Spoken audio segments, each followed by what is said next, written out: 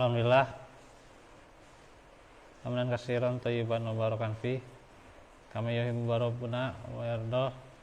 Asyhadu la ilaha illallah wahdahu la syarikalah wa asyhadu anna Muhammadan abduhu wa rasuluh alladzi la nabiyya ba'dah. Alhamdulillah, ikhwatullah, kita bertemu lagi setelah sekian lamanya. Beberapa hari kita tidak bermajelis karena saya juga di luar kota. Alhamdulillah kita kembali lagi dalam majelis dan semoga Allah istiqomahkan walaupun hujan tentunya tidak menurunkan semangat kita untuk senantiasa bermajelis serta bagaimana senantiasa untuk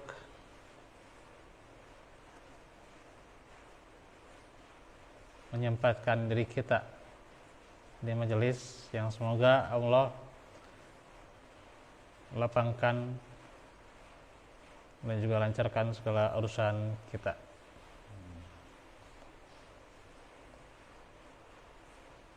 Untuk hari ini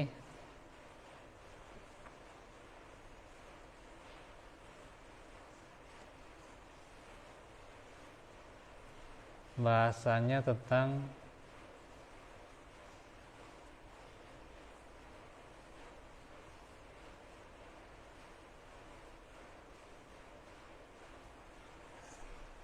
beribadah, bahwa beribadah tidak boleh ditambah-tambah ya.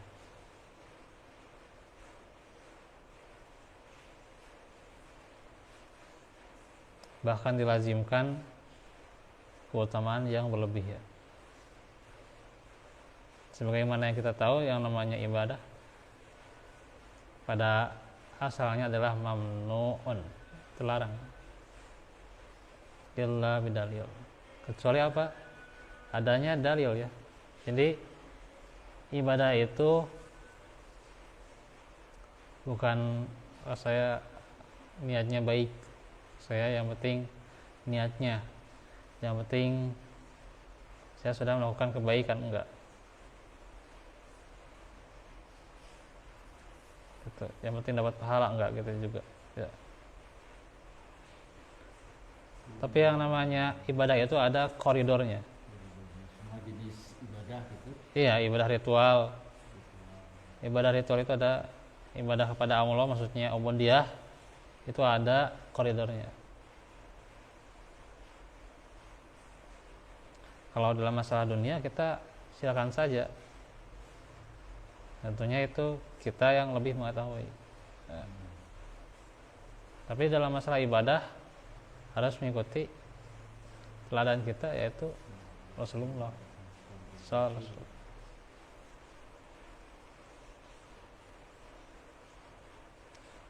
Karena itu penambahan dalam ibadah, baik jumlah ataupun tata cara, tidak melazimkan adanya keutamaan yang lebih dibandingkan ibadah yang lain secara kuantitas lebih sedikit ya. Karena itu kalau menyatakan suatu ibadah lebih utama dibandingkan ibadah yang lain merupakan hukum syar'i yang membutuhkan dalil ya. Itulah mengapa saum sehari dan berbuka sehari ya, atau saum Daud maksudnya, daripada saum setiap hari ya. Itu lebih utama saum Daud ya gitu. Iya. Demikian pula melakukan praktik qiyamul lail ya, lebih utama daripada melakukan qiyamul lail di sepanjang malam ya. Dalam hadis Abdullah Ibn Amr radhiyallahu anhuma bahwasanya Nabi bersabda, ahabbus siyami ilallahi siyamu Dawuda kana yasumu yauman wa yuftiru yauman wa ahabbus sholati ilallahi sholatu Dawuda kana yanamu nisfal laili wa yakumu sulusahu wa yanamu sudusahu. Saum yang paling disukai di sisi Allah adalah saum Daud, dan salat yang paling disukai Allah adalah salatnya Nabi Daud. Beliau biasa tidur di pertengahan malam dan bangun pada sepertiga malam terakhir, dan beliau tidur lagi pada seperenam malam terakhir. Sedangkan beliau biasa berbuka sehari dan bersaum sehari dan berbuka sehari ya. Ada riwayat Bukhari. Jadi ini bagaimana keutamaan ya yang Allah berikan, dan Allah menjadikan keutamaan itu pula pada kita yang mengamalkannya, di mana Nabi Daud itu kan tidur di pertengahan malam ya. Kalau kita di tengah malam ya gitu. Tengah malam setengah 12 atau jam 11 malah, atau jam 12 baru tidur. Kebiasaan zaman sekarang itu bergadang gitu ya gitu. Enggak, malah 14 gitu, kita mah nggak bangun malah. Jadi tidurnya tengah malam, bangunnya 14 gitu ya. Bahkan subuh ada di sebagian di antara kita yang masih 14 gitu ya. Masya Allah gitu ya. Nah ini ya terutama DKM tuh ya. Punten tuh ya.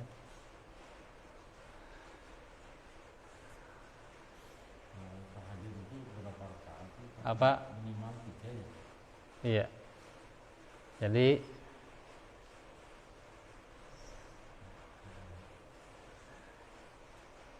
katanya kaum milenial ya gitu.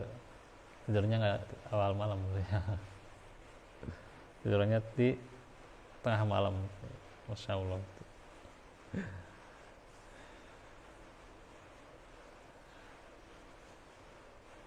Maka bersyukur ya. Tentunya di antara kita, alhamdulillah juga bagaimana saya merutinkan subuh itu emang tidak pernah telat ya. Tidak pernah telat saya juga ya. Selama 5 tahun lebih ya, tidak pernah telat ya. Ya sekali telatnya juga karena kan bukan karena ketiduran, tapi karena buang air. Itu kan masih dalam posisi emang masih wajar lah gitu. Tapi kalau ini sudah ketiduran 12, nah ini ya jadi pertanyaan buat kita. Jadi pertanyaan gitu. Sampai sejauh mana ya, kita katanya ingin mengamalkan sunnah. Wah, saya paling sunnah ibadahnya, saya paling sunnah. Tapi kenyataannya jangankan untuk mengamalkan sunnah gitu ya, salat subuh saja kadang masih itu.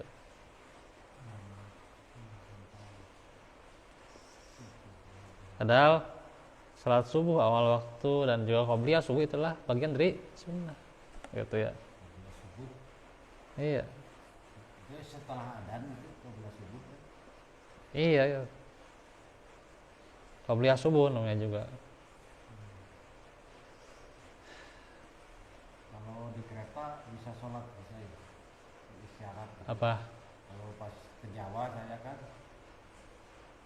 Kalau ditinggalkan sholat wajib, iya di kereta bisa sholat, Ada air sekarang bisa wudhu. bisa di kereta misalnya kalau lagi safar bisa Wudhu gitu. sholat di kereta ya.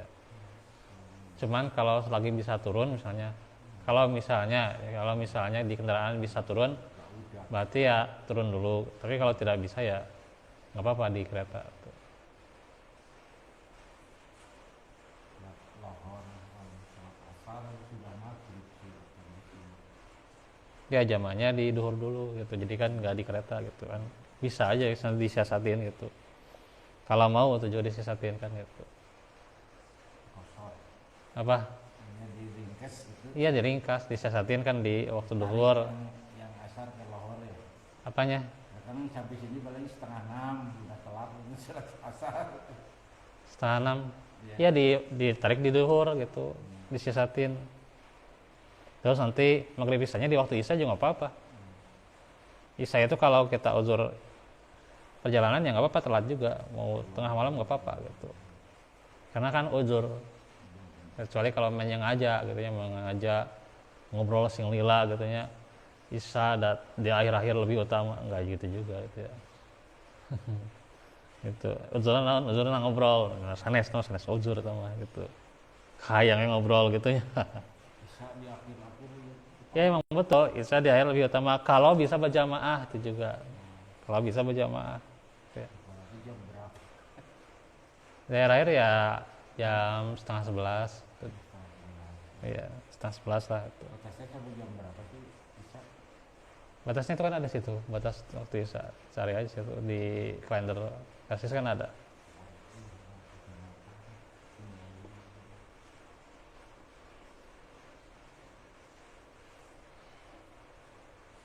Tapi itu juga kalau bisa berjamaah gitu. Kalau nggak bisa berjamaah nggak usah diakhirkan. Sendiri. Kecuali kalau uzur gitu ya. Uzur syar'i itu ya.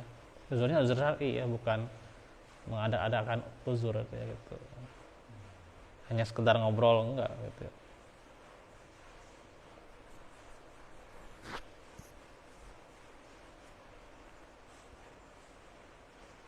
Kembali lagi ya ke tema.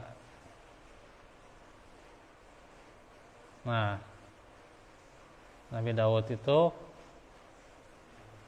bangun di sepertiga malam terakhir.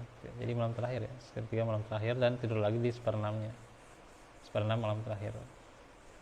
Artinya setelah sholat malam itu kan beliau tidurnya sebentar saat itu.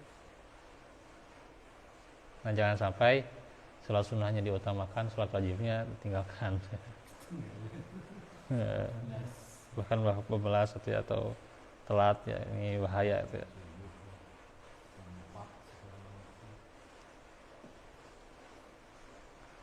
Dalam redaksi Muslim, Nabi bersabda pada Abdullah ibn Amr radhiyallahu anhu, sum yauman waftir yauman, wadalika syamu Dawud alaihi salam, bahwa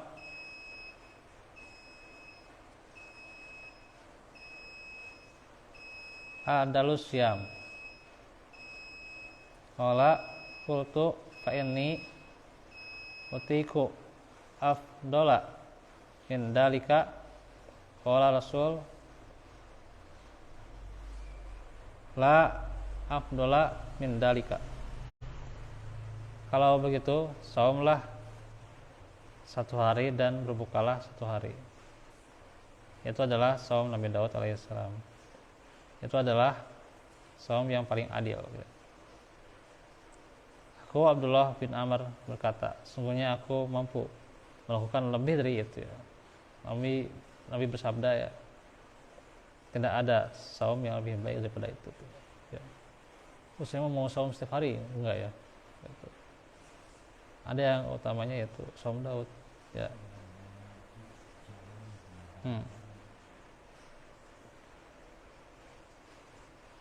Saya mah tidak akan bergadang ya.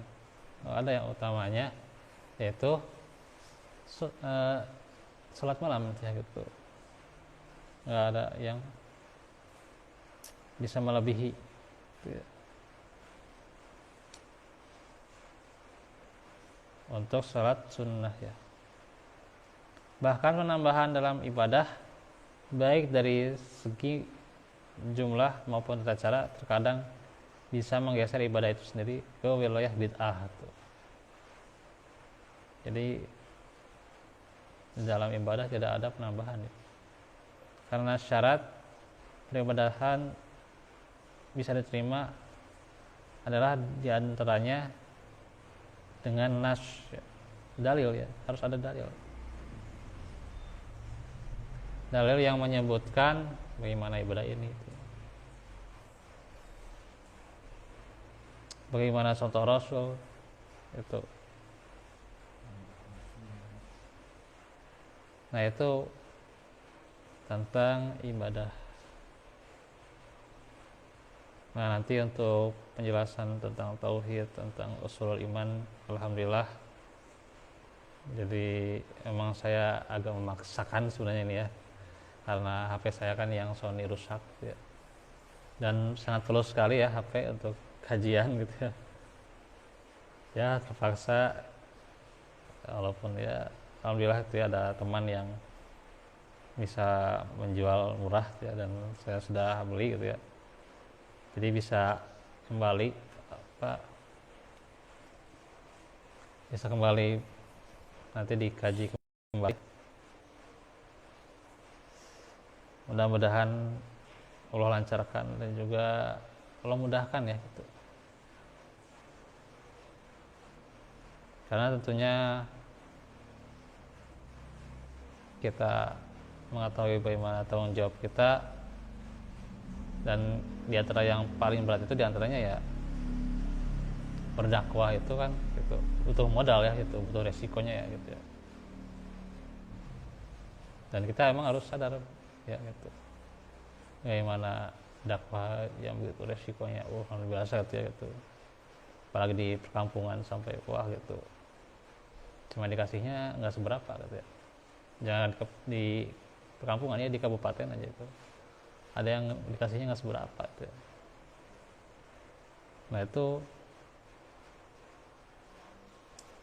Nah ini kita seharusnya menumbuhkan rasa peduli yang namanya dakwah itu ya, peduli pada dai-nya, pada guru ngajinya gitu ya gitu.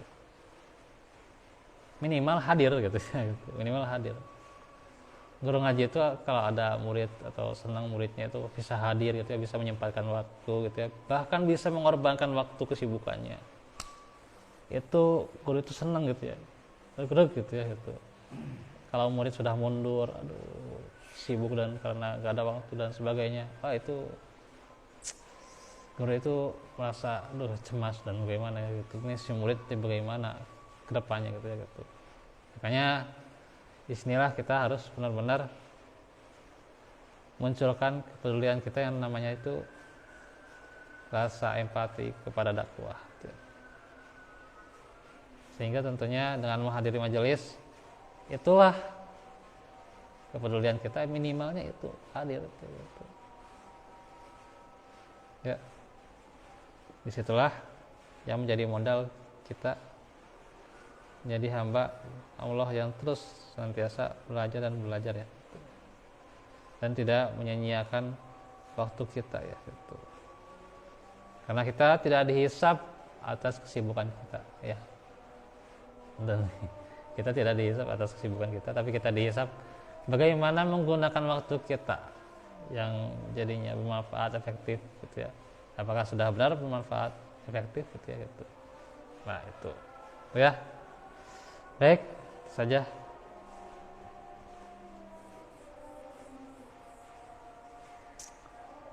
Kita tutup dengan doa majelis. Rafu minkum rabbana atina fid dunya hasanah fil akhirati hasanah wa qina adzabannar rabbana atina min ladunka rahmah wa hab lana min ladunka rahmah rabbana ighfir lana wa li ikhwanina alladziina sabaquna bil iman wa la taj'al fi qulubina ghillan lil ladzina amanu rabbana innaka ra'ufur rahim. Subhanakallahumma wa bihamdika asyhadu an la ilaha illa anta astaghfiruka wa atubu ilaik. Assalamualaikum warahmatullahi wabarakatuh.